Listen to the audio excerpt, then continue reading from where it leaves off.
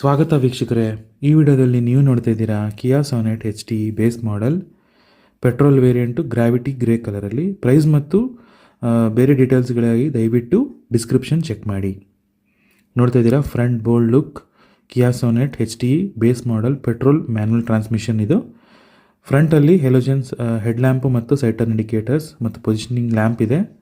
Tiger nose grill ಮತ್ತು silver finished grill ಕೊಟ್ಟಿದ್ದಾರೆ ಹಾಗೂ ಸ್ಕಿಡ್ ಪ್ಲೇಟ್ನ ಪ್ರೊವೈಡ್ ಮಾಡಿದ್ದಾರೆ.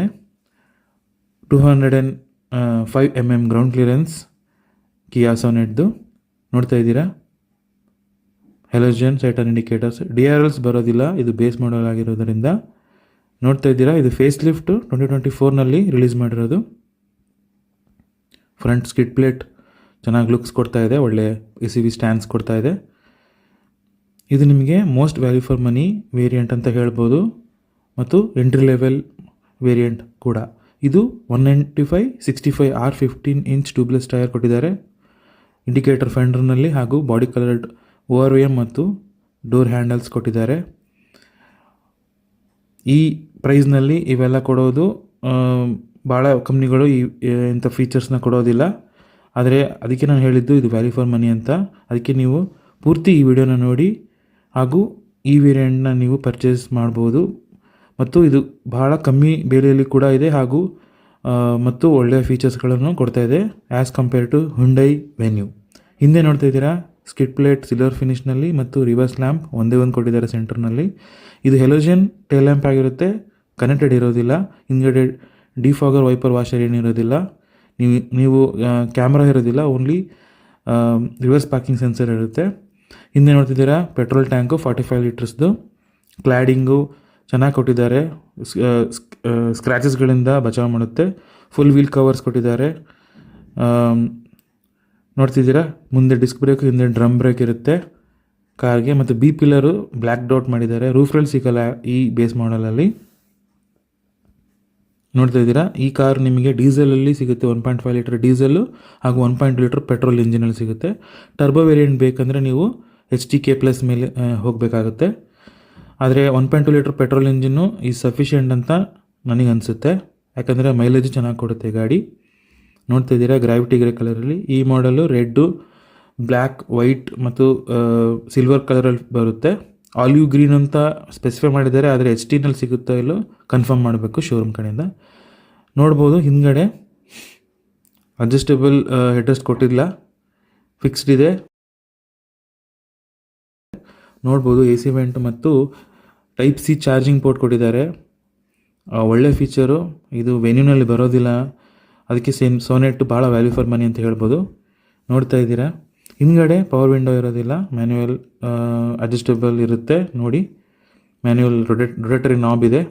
Silver finished inside door handles ಒಳ್ಳೆ ಫೀಲ್ ಕೊಡ್ತಾ ಇದೆ. ಮಾತ್ರ plastic quality, fit and finish ಭಾಳ ಚೆನ್ನಾಗಿದೆ ಕಿಯಾದಲ್ಲಿ ನಾನು ನೋಡಿರೋ ಪ್ರಕಾರ.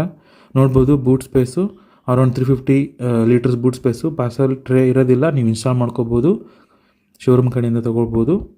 ನೋಡ್ತಾ ಇದ್ದೀರಾ ಸ್ಪೇರ್ ವೀಲು ಸೇಮ್ 15 ಇಂಚ್ದೇ ಆಗಿರುತ್ತೆ. ಕಾಂಪ್ಯಾಕ್ಟ್ SUV ಭಾಳ ವ್ಯಾಲ್ಯೂ ಫಾರ್ ಮನಿ ಅಂತ ನಾನು ಹೇಳ್ತೀನಿ. ನೋಡ್ತಾ ಇದ್ದೀರಾ ಇದು front rho.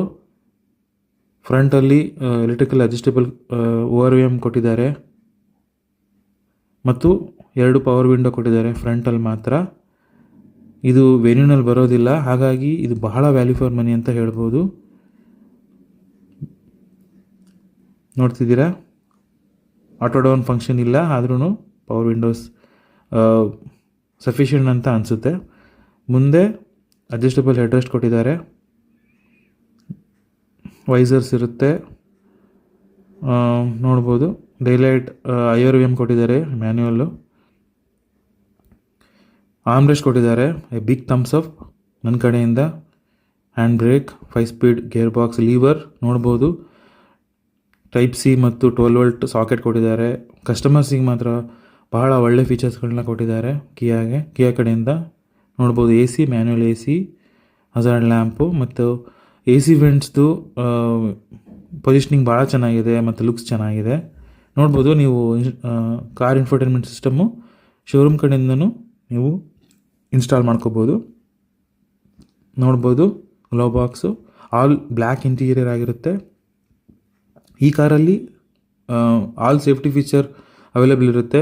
6 air bags, hill hold assist, electronic stability programme, ABS, EBD ಎಲ್ಲ ಸ್ಟ್ಯಾಂಡರ್ಡ್ ಆಗಿರುತ್ತೆ. ನೋಡ್ಬೋದು instrument cluster 4.2 inch coloured MID ಬರುತ್ತೆ, ಕಲರ್ ಇರುತ್ತೆ. ಹಾಗೂ ಇದರಲ್ಲಿ ಟೈರ್ ಪ್ರೆಷರಿಂಗ್ ಮಾನಿಟರ್ ಸಿಸ್ಟಮ್ ಇದೆ, ಹಾಗೂ ಡಿಸ್ಟೆಂಟ್ ಟು ಎಂಟಿ ಬಹಳ ಫೀಚರ್ಸ್ಗಳು ನೀವು ಮತ್ತು ಇನ್ಫಾರ್ಮೇಷನ್ನ ನೋಡ್ಬೋದು. ಸ್ಪೀಡೋಮೀಟರು, RPM ಮೀಟರು ಹಾಗೂ ಫ್ಯೂಲ್ ಗೇಜ್ ಎಲ್ಲ ಕೊಟ್ಟಿದ್ದಾರೆ, ವಾರ್ನಿಂಗ್ ಲ್ಯಾಂಪ್ಸ್ ಕೊಟ್ಟಿದ್ದಾರೆ. ಬಹಳ ಚೆನ್ನಾಗಿದೆ ಇನ್ಸ್ಟ್ರೂಮೆಂಟ್ ಕ್ಲಸ್ಟರ್, ಅಟ್ರಾಕ್ಟಿವ್ ಆಗಿದೆ. ನೋಡ್ಬೋದು ಕಿಯಾ ಲೋಗೋ ಇರುವಂತಹ steering wheel, steering mounted controls ಇಲ್ಲ ಲೆಫ್ಟ್ ಸೈಡಲ್ಲಿ, ನೀವು ಇನ್ಸ್ಟಾಲ್ ಮಾಡ್ಕೋಬೋದು.